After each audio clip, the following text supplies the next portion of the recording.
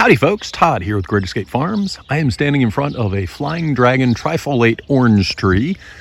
And this video is a compilation of 3 years of videos that I've taken at different times. So I will mention the month and day to give you an idea of the time of year that it was taken.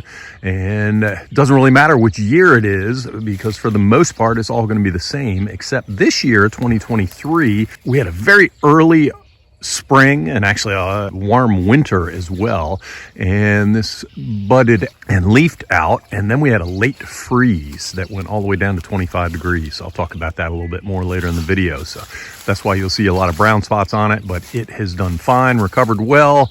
And without further ado, let's get on with the video.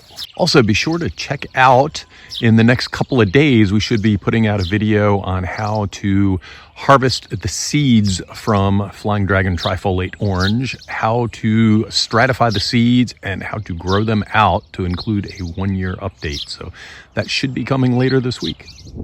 Today is April 8th, and this is my Flying Dragon Trifolate Orange. See, I have buds here, just hundreds of buds just about to open up. I don't think I have any actually open yet.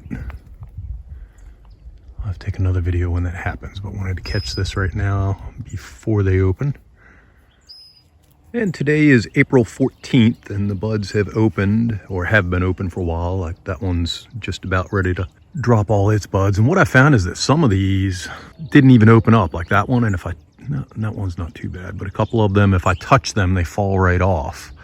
So I'm hoping that these guys actually produce fruit for me. Let me see if I can find some more shots for you. Here's one right here. And the neat thing about these is, if I can get a side shot without getting stuck with the stickers here, if you notice on this one right here, there's, in the center of that, there's like a little orange, like the fruit itself there. So I've had plenty of bees and things over here pollinating these. Hopefully they did a good job with it. Today is April 30th, and we are mostly leafed out, or at least partially leafed out. They're small leaves yet, they'll get bigger. And it is still flowering. You can see that right here. But also, let's see if I can do this without getting stabbed by some of these stickers. Right at the end of this finger and at the end of this finger, you can see I have fruit growing, and it's scattered throughout in here. So here's another one here, and then another one up above. So lots of fruit on here. Be interesting to see how it tastes. Today is May 21st. I want to point out, and this is a different year than the other videos. This is 2023. The other videos were taken in prior years. This year we had a late frost after we already had new growth and new buds coming out. And you can see the tips have died off, but the plant recovered greatly.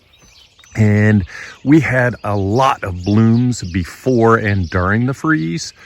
And if you see in there, we just have hundreds upon hundreds of fruit. So and when I say frost, we went down to 25 degrees. So we had a hard freeze, and this thing has plenty of fruit coming on it.